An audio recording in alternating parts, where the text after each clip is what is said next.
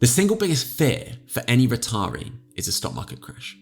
Up until the point you retire, crashes probably didn't bother you that much because you knew that you had time on your side to wait for the market to come back, as it has done every single time. But if you're retired or if you're about to retire, you don't have time to wait, and a stock market crash can be fatal. I know that right now a lot of you are concerned about what's going on in Ukraine and the heightened chances of a stock market crash. So in this video, I'm going to show you a systematic process you can put in place to reduce stress and keep your retirement plans on track.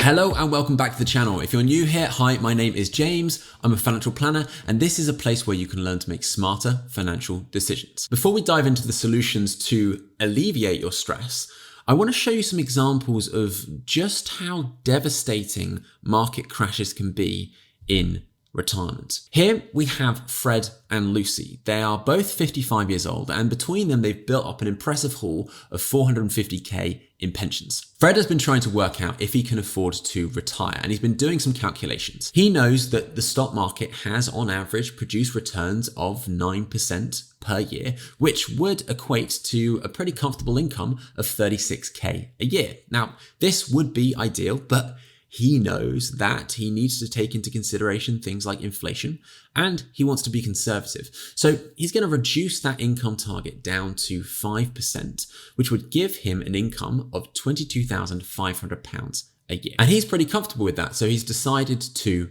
retire.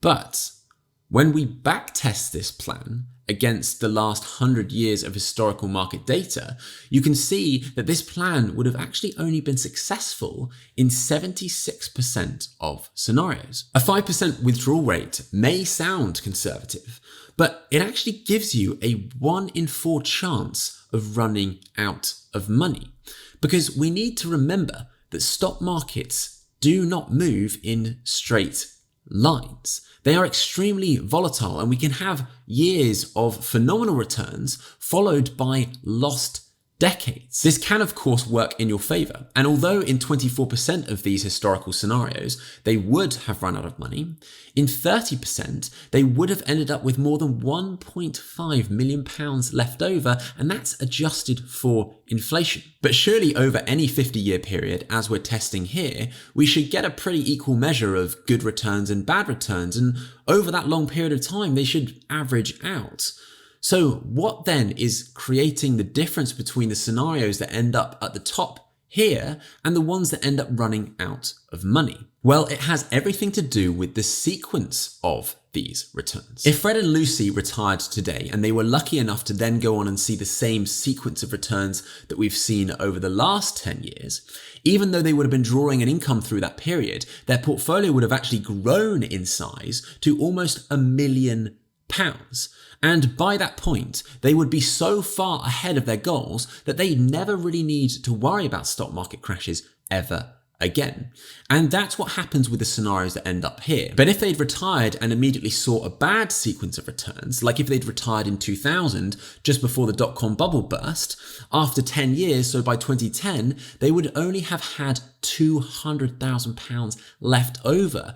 And by this point, they're then so far behind that even if they did then go on to see that following 10 years of phenomenal returns up until 2020, they would never have been able to catch up. In the industry, this is known as sequencing risk. And what's worse is that no one can predict what sequence of returns we are going to see. So we have two options. We can either try and increase our chances of success by working longer and accumulating more assets and then just praying that we don't die before we get to enjoy them, or we accept that there will always be some risk. And if we do get unlucky, we're just going to have to be pragmatic and make some changes. I think the solution lies somewhere between these two. And instead of trying to eliminate risks entirely and working ourselves into the ground, we should first try and understand the tactical changes that we can make if we do get unlucky and we do see a bad sequence of returns. And that's what the rest of this video is going to cover.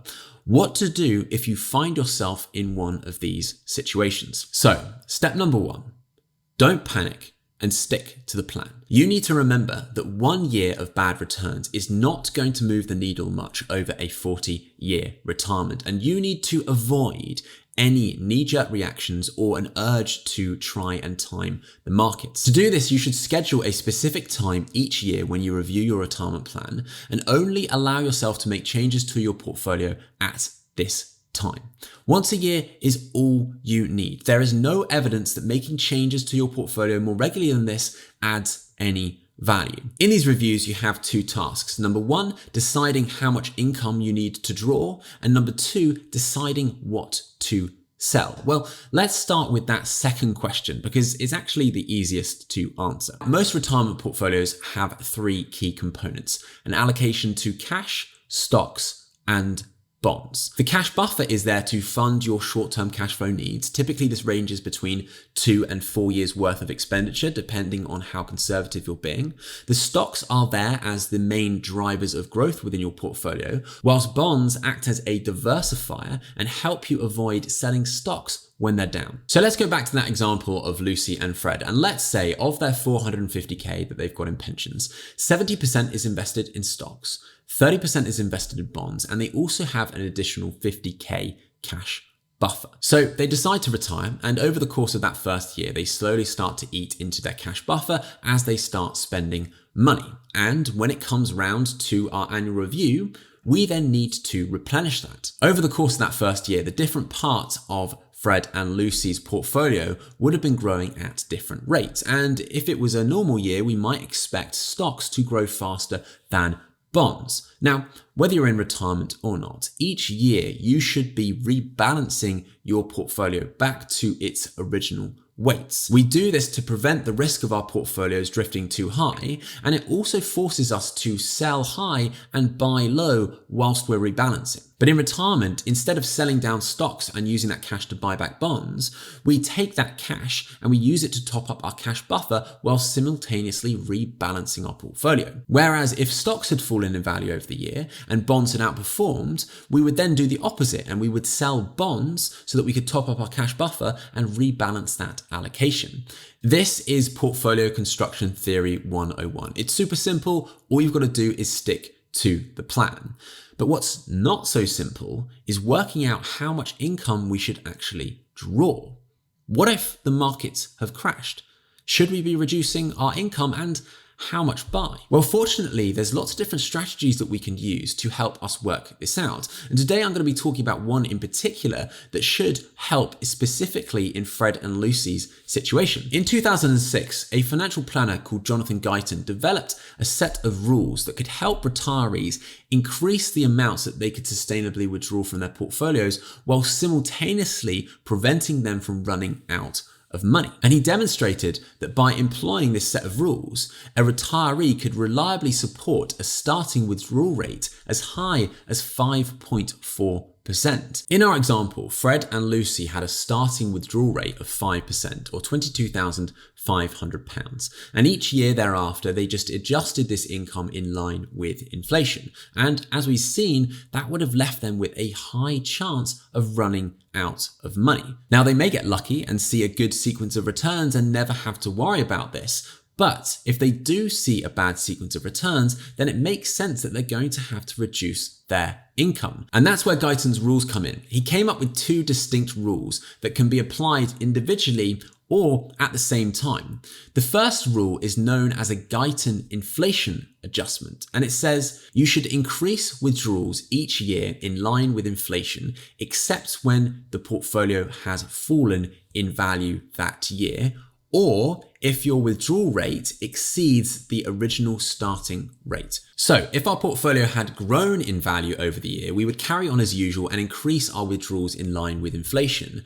But if we saw the markets drop by, let's say 25%, we would keep withdrawals the same as they were the year before. And then in the following year, if the market went up 10%, we would still need to hold back that inflation adjustment because the £22,500 withdrawal would equate to 6.06% of our current portfolio value, which is higher than the 5% starting withdrawal rate. Now, these inflation adjustments may seem small, but if we add them into our backtest, look at what an enormous impact they make to Fred and Lucy's chances of success. It is absolutely massive. Most people assume that during stock market crashes, retirees should be dramatically cutting their income. But this often ends up just being extremely disruptive and actually has very little long-term benefit.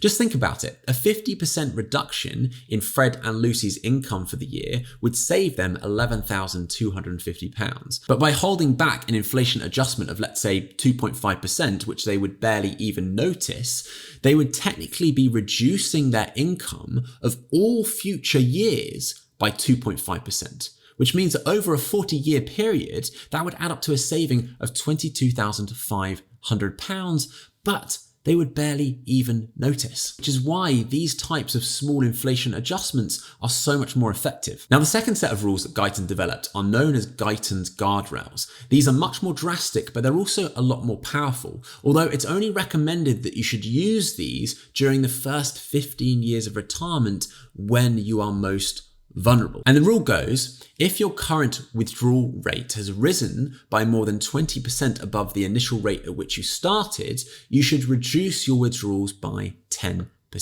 Fred and Lucy were starting with a withdrawal rate of 5%. So if at any time that rate then goes above 6%, we would then know that we need to reduce our withdrawals by 10%. So as we saw before, if in the first year the portfolio was to fall in value by 25%, the current rate of withdrawal would then go up to 6.06%, which would trigger this rule and let us know that we then need to reduce our income by 10%. And there's also a corresponding rule that works on the upside in exactly the same way. And if we apply these guardrails on their own to our back-tested retirement plan, you can see that they immediately push the success rate up to 99%, which is as high as it goes. These guardrails act just like the guardrails that you'd find in a bowling alley. If you find yourself experiencing a poor sequence of returns and you end up drawing too much income, they will systematically reduce that level of income until you get yourself back on track. And then if you experience a sequence of good returns and you find that you're not drawing enough income, it will then start to increase it. The most painful part about stock market crashes is not knowing whether you're making the right decisions at the right time. But if you've already predetermined when you're going to make those decisions and you have a process in place for making them, then it makes stock market crashes so much easier to handle. Of course, you're never going to be able to eliminate stress entirely, especially as even with these rules in place, a bad sequence of returns can still dramatically reduce your income. But having a plan in place gives you much more time and space to focus on controlling your emotions, which is by far and away the hardest part about investing. And if you want to become a better investor, you're going to have to get better at controlling your emotions, which is why you need to watch this video here, where I show you the 4 key strategies for keeping your emotions in check. I'll see you there.